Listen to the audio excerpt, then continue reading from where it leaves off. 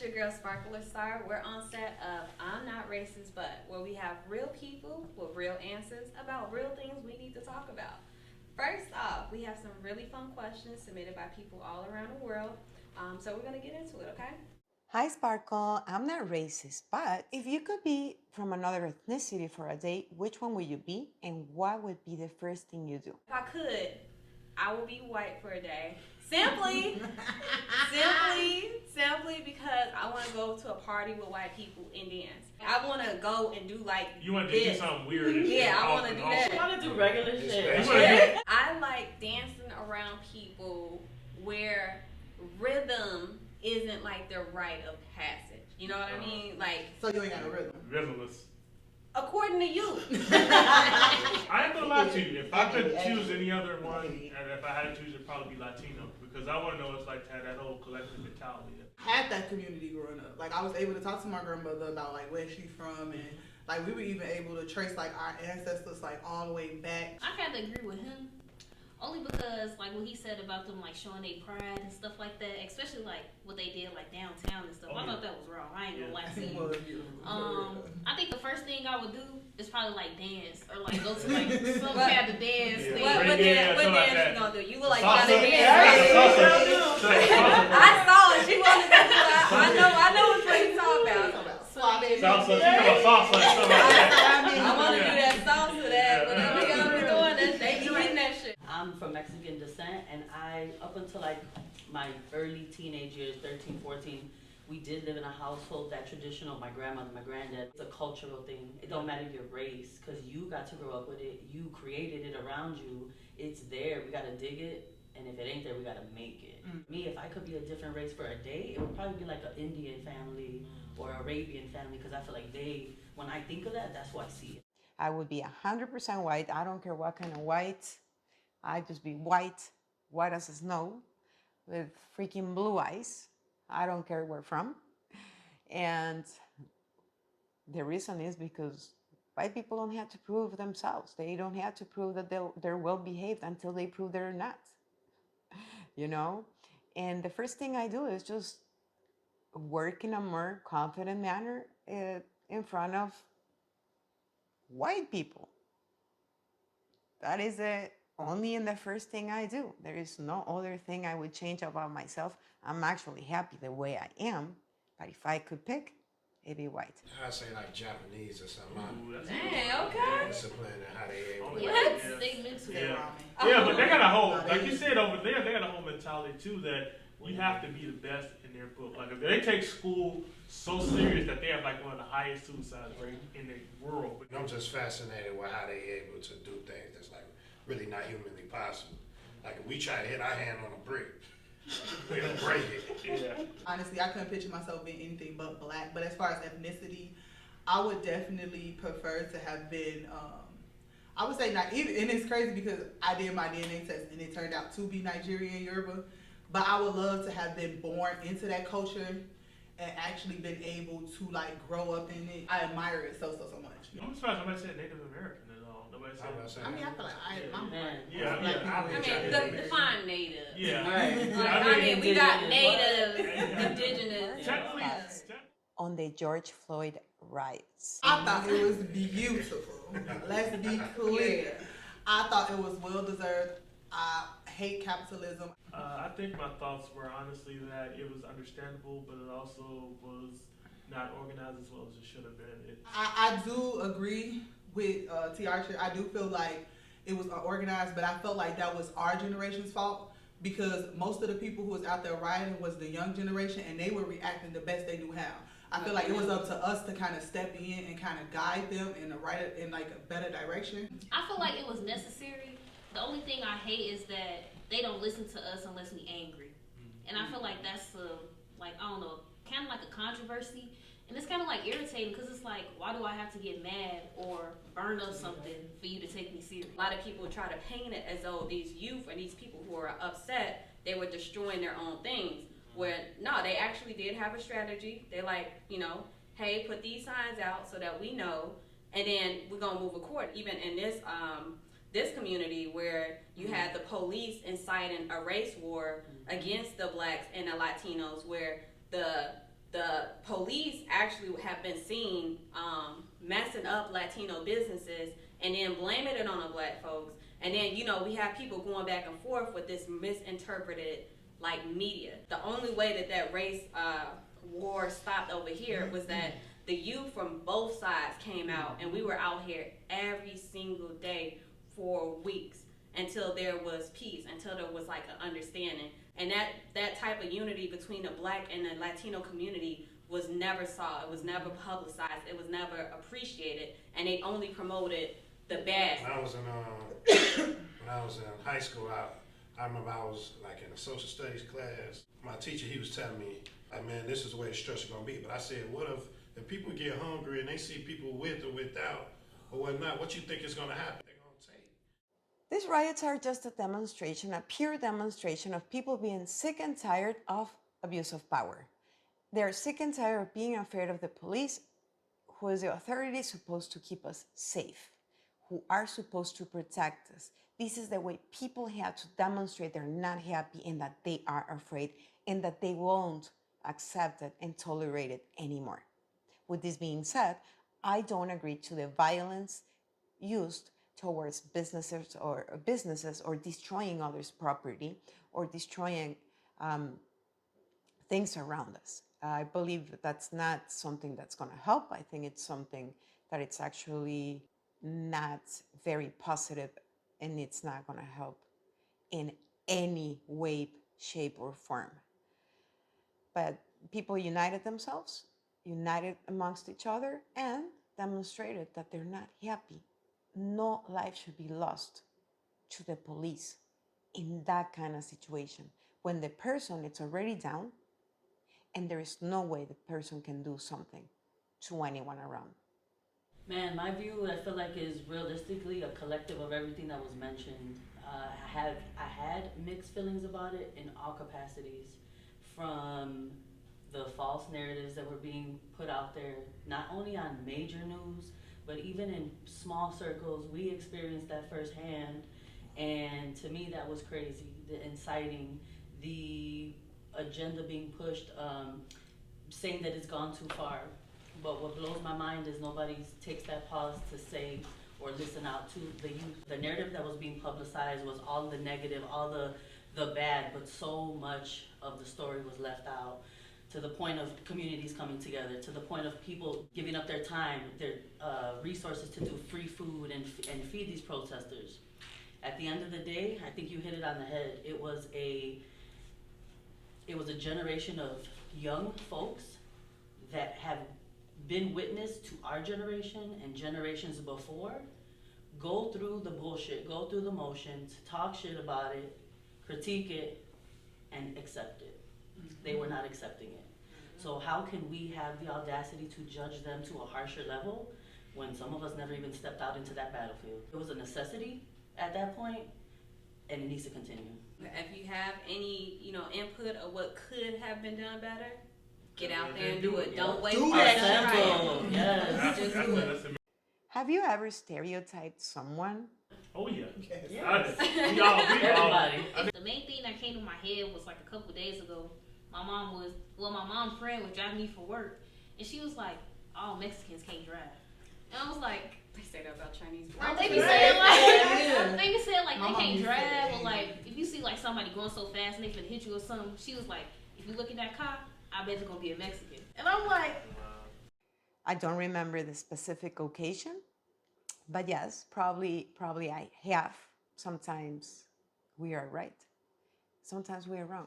But no one's behavior, it's about their skin color. I believe people's behavior is based on how we are raised in our environment and the people that surround us. I definitely have stereotyped. One of the first times I stereotyped and it taught me a lesson, I was in high school and I used to cheat on my homework. So this one test, I just knew I'm gonna cheat off this Asian guy. I cheated off this motherfucker and failed my test. Never stereotyped it again. Not when it wasn't that. I'm talking about the dumbest motherfucker. A black girl from the south side of Chicago, I've never been around white people where it wasn't in like a teacher role or like seeing them downtown or like seeing them on TV. So I assume white people were like all successful, like. You're like, are they really real? Yeah, yeah. Like I always assumed them to, or either that or really racist, because like I grew up being African. So my grandma was like, you better not bring no white man in my house. So I either assumed like they was really, really racist or they was really just rich. But usually a lot of times when I go out to downtown Chicago, I get primarily see a lot of guys in suits and ties and stuff like that, and I assume that everybody there has a mentality that they're kind of better than me. Again, because I'm coming from the south side of Chicago, and I'm well versed than some people who may be around it, but again, they assume just because I'm a tall black guy and I have locks now, that I'm not smart, I'm not able to think, I'm not able to put together a lot of sentences, and they'll look down on me because of the fact that they see that. And I look at them because I think they're more uppity. As a business owner, I be like real insecure about not coming off as part of Illuminati. So I was just like sitting here and I just did this with my hands. I'm like, oh, let me fix that out to say the N word. No. So I hear a lot of people like, oh, well, the people who I grew up around, they let me say it or anything like that. Cool. So I feel like the fair thing to do would be whoever like you're around, and if they're like, hey, that offends me, then just don't say it. Yeah. Now, if the people are you around, they cool with it, then that's y'all. You know what I mean? Me specifically, about 6 or 7 years ago, I made a vow to like never call a black man or person or anybody a nigga. So you'll never, over the course of years, you will never catch me saying that nigga. You won't hear me talking like that. Yeah. That's my personal thing. I don't like being called a nigga. Yeah. I make it known, don't call my son a nigga. You can call him a king, a god, and all that stuff. But I'm also not one of those people who gonna be like, oh, well, you can't say this or woo, woo, woo. Like, whatever works for your circle, that's y'all universe. I'm just saying for, like, my universe, I'm gonna be an example. I've had people come in and, you know, they have certain, like, pronouns. Yeah. And I don't know, you know, calling somebody she or he is offensive up front. So I've done it. And they were like, hey, can you just call me they or something like that? I may not understand exactly where they're coming from, but it's not asking too much for someone to be like, hey, can you be a bit more compassionate with me and call me this? Yeah. No problem. I try not to say it, and I told people who are around me, don't call me that, and a lot of them get checking the back because like that's like some people the first word they've grown up with. Like that's the word they hear all the time. Let's say the N-word could be anybody, but again, for me, I just try to avoid that. So I don't look at it as a word that's demeaning. Now I do believe that based off of the way you say it and who is saying it. So even like white people, like I don't get offended when white people say it and they're saying it like in a sing-song way or like singing lyrics to it, this and that. Now, if you're deliberately using it in a way to offend me or to directly be like, this nigger, you know what I'm saying? Then that's when I get offended. But to me, like, I don't give it that power to offend me. I think it's also important to consider everyone has different perspectives and backgrounds in relation to it. And that's why you got to be kind of compassionate and do a case by case, and you know what I mean. Yeah, and I would never use it. Like if somebody was to tell me like, "Oh, don't call me that," I would respect that, right? I ain't gonna argue with you. Like, oh, you should let me call you. I ain't gonna be like, "No, you a nigga." Yeah, some people that's what they feel though. Some people feel like I gotta call you that. Like it's like, and I know people that's like that too. Like I know people who will argue with because that's how my sister don't say it, and like she don't want her son to be called that or anything like that. And I like one of my cousins was really like mad, like felt some type of way because she said that, and I'm just like who is you? Like if she don't want you to say that to her, around her, or to her kid, like don't say it. You can use it around those people who who are comfortable with it. In this case, she's not. Exactly. So it's a word that I use. I use it as if I use any other regular cuss word, like bitch, like the word bitch. That's what I'm asking about. Yeah, that's what I'm asking about. That's what we're kind of opposite because I don't use the term bitch. Like I don't think no female can ever like say I call them like a bad bitch or something bitch or something like that. Like you a queen, you a goddess. I even corrected my mama. She like, oh, you a bad bitch. Mama, I'm a queen. Like, you know what I mean? Like, but I'm not gonna be like, you know, if you use bitch, like, no, you gotta use this term. Like, what I can do is show you how I want to be treated. So a lot of people, they will call their friends bitches, but they won't call me bitch because they know, like, I've never heard her use this term, Yeah. so I'ma adapt accordingly. And I don't blame nobody. Like if you like, oh bitch, you ain't gonna be like, don't call me no bitch, you know. But if it is the point where it's like, okay, like you haven't noticed, like you know, but it ain't, you know. But I'm selective with that too. Like I don't use that word often. It's certain, and then it's also certain friends who I do use it with. You know what I'm saying? And I don't describe myself as a bitch. Like I don't call myself a bad bitch. I don't say anything like that. But I do use the word bitch. You know what I'm saying? And that's what I'm saying. Like I use the word nigga like I use the word bitch. Like women hate for men to call them a B word. It's like you know, most guys are like, no, like you can't, even in a playful sense, it's still gonna come off. A woman can't. It's like so you're okay with calling me an N word and making me feel some type of way, but me calling you the B word makes you feel to the point that you want to get all in my face and try to hurt me. And that's what I said. It's like a double standard. It is. If you think of the term nigga, I feel like you already got a set picture in your mind what that look like or what that mean for certain people. So I feel like it's kind of different in that way for certain perspectives. What I can say is I can't tell somebody not to say the word because obviously I can't control what you do. But the one thing I can say is I hate when like different races say the word and then act clueless to why somebody would act a certain way when they say the word. Or they would be offended. Right. I don't use it around no other race. I was about to say, you just said real nigga. I don't use it around white people. I say nigga around Mexicans, but I don't say it around white people. I prefer it. Like, even if I slip up, like, man, I make sure I don't say it at all. I like what Pac said, never indicate goals accomplished, you know. I used to call myself that nigga phone, you know what I'm saying? And I went off that, you know. I just don't use it around white people. I low-key love that. It's not something that I use in my vocabulary. Have I? Of course, right? I was young. It's loaded for me because it's not cultural, but it is. But does it make it right? No. And why I say that is, have I? Yes. Do I? No. Like to hear it said by other races, it's disgusting to me personally. You know what I mean? I have come to a place now where even if it is used by the black community, I don't like it. That's how I feel. That's how I don't like it. So if I don't like it for the black community, I definitely don't like for anybody else to say it. Also, my daughter is Blaxican, and you have set like a really good example. Like you said something like you don't say the word bitch. Nobody around you has heard you refer to them as a bitch. That is creating a boundary. You know what I mean? And it's up to the people to respect that. Me calling myself a bitch, saying the N-word is not something that I would want to even put in the stratosphere, in the space of my daughter. When niggas use it to call each other bitches. Oh yeah. I don't do that. They be like, what bitch? Like trying to fight each other, like they about to fight. What you say, bitch ass nigga? I be telling people like, don't call me no bitch. Yeah, you know what? Like I know you're a man, I know you just saying that. Yeah. I don't take the bitch word. I take up the word redneck, which is huge way back when, because that's what black people used to say about white people during slavery times, because you should call one of the many, derogatory terms they used to use. They kind of twisted around and kind of used it for their favor, because they'll call themselves rednecks, like we're rednecks, It's a culture. It's a cultural Do you believe in 50-50 relationship? I've been in both, you know what I'm saying, both, but I'll always know for sure for me, I have to have my own, right? I have to have my own man, I have to have my own space.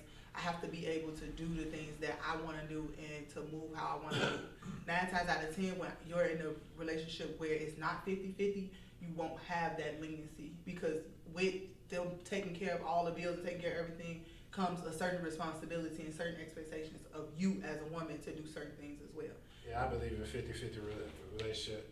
50-50 relationship, only for the most part, is because women fought so hard for it. Oh my God. Y'all fought so hard for equal damn rights. well, it's deeper than that. Y'all fought so hard for equal rights. We did not fight to split that rent. We did not fight to split that rent. You mean the women in here? You talking about? We talking about not talking about the women. They fought hard. We benefit from it. I watched a lot of Jerry Springer growing up, and I used to get so mad when the girl be like, "I sucked this dick because you was always at work." I'm like, damn, like, why? That went south. Where is that couple now? I used to be like, I used to be like, relationships are doomed. You know what I'm saying? So, and I feel like idle hands, idle minds is the devil's playground. I want my woman to always be focused on her. So we building a life together. You know, we want to be able to contribute to each other in order to build what we growing together. If we get divorced, you get everything I got. No, you gonna work for this. You gonna work, you gonna get your 50% if you gonna work for your 50%. No, for real, because I'm like, man. He tired of having this conversation. like when I become successful, I want a man that I could handle the whole 100%. You know what I'm saying? But just right now, while we trying to get to where we trying to go, Teamwork. It's teamwork. I'm still young, so I ain't got like all the bread in the world. Or like if I date somebody, he ain't got all the bread in the world. But for me personally, I don't want to pay for nothing.